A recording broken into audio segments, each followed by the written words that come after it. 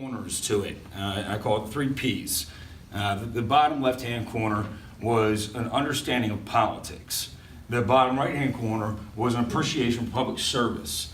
And the top was a love of people. And I really love people. It's probably my biggest weakness is I love people a little bit too much, and I trust them a little bit too much.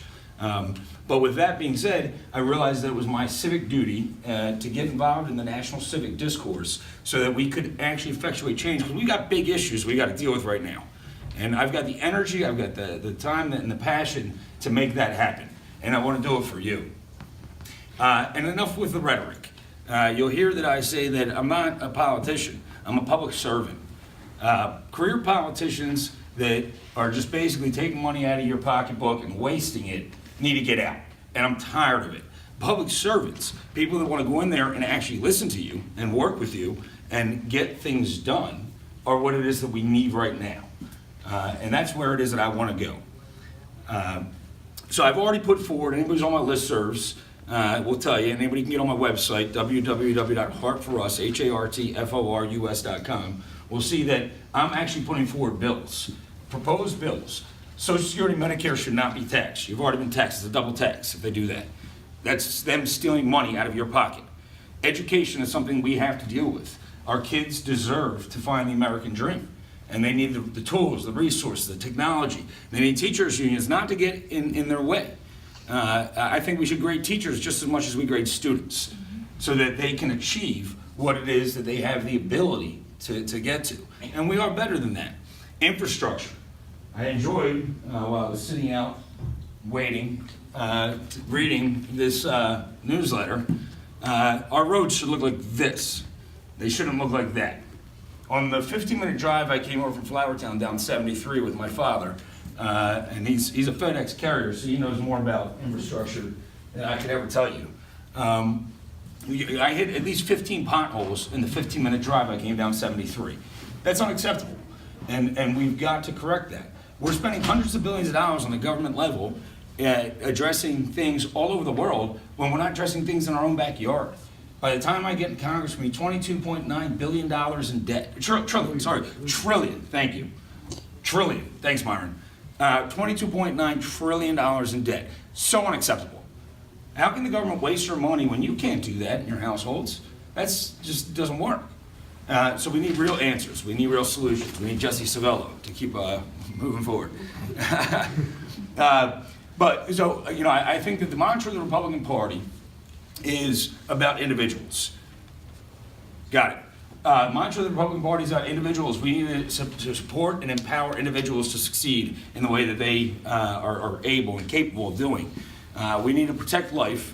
We need to support and defend liberty. And we need to really pursue and give everybody the option of true happiness. And that pursuit of true happiness is our Republican goal. There was once a great man that said, America is a city on a shining hill. I think we're now a city on a shining mountain, and we have to own up to that. So I'm getting called off. I just got to say thank you so much for your time. It's so good to see you all. God bless you, and God bless America, and I look forward to your questions. Mr. Shaw.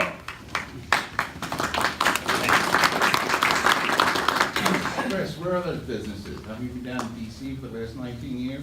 For 17 years, I went to George Washington University. I got to know John Fox and worked for him. I worked for Kurt Weldon. I worked for Mike Enzi, who's still the chairman of the Budget Committee. And so, yes, I did went to George Washington University, studied economics, and I opened businesses. And you lived down there for the last 17 years. And I lived here for the majority of my life. Also, weren't you running for other offices before this? No. Senate? You didn't run for U.S. Senate? You Nope. didn't run for governor? Did not declare a candidacy for anything. I explored what was the best way to serve you, and I explored how I could get involved, Dave. But no, I was never declared a candidate except for United States Congress in the 13th District, now the 4th District.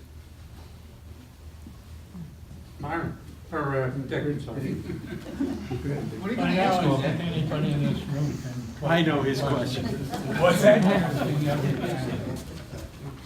How much do you think it will cost to get elected, and what can you and are you doing about raising the money? Too much, without a doubt, too much money. The money should be in your pockets, not in career politicians.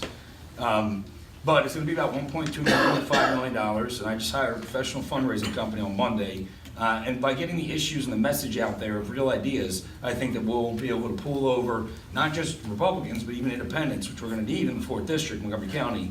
And so we're getting our message out there. Mr. Myron, yes. What I'm gonna do about the Western Side You got part it. of the county. And the second question, answer. Well, let me answer that one first. Okay, answer that one first. All right, Myron. Go for it. Well, the western part of the county is critical. And so I've been to Gilbertsville, we were in Pottstown last night, and I'll be all over the western part of the county. We just have to talk about the issues, and we got to talk about the issues that really affect them. It is about the unions that are good, we have to preserve. The infrastructure that is needed, we have to fight for. The education, nurses, healthcare. If we talk about the issues, we will win, because we have the right issues.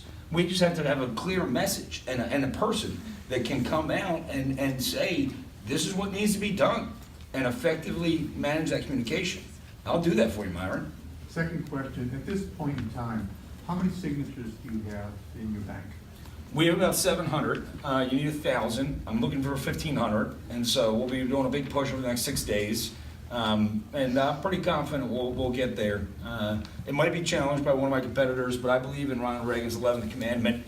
I'm going to stand up for whatever Republican it is that wins, that has the right ideas, and can actually win the race. Because the general election is what we've got to be gunning for. And I think there's, a possibility we could lose this.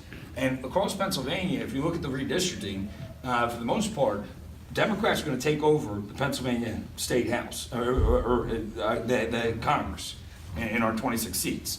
But I think the 4th District is something with reasonable, rational conversations, we will win. And I know I can do it, Myron. Okay, thank you. Ned? Do you pledge, if not endorsed, you will withdraw your candidacy and support the endorsed candidate?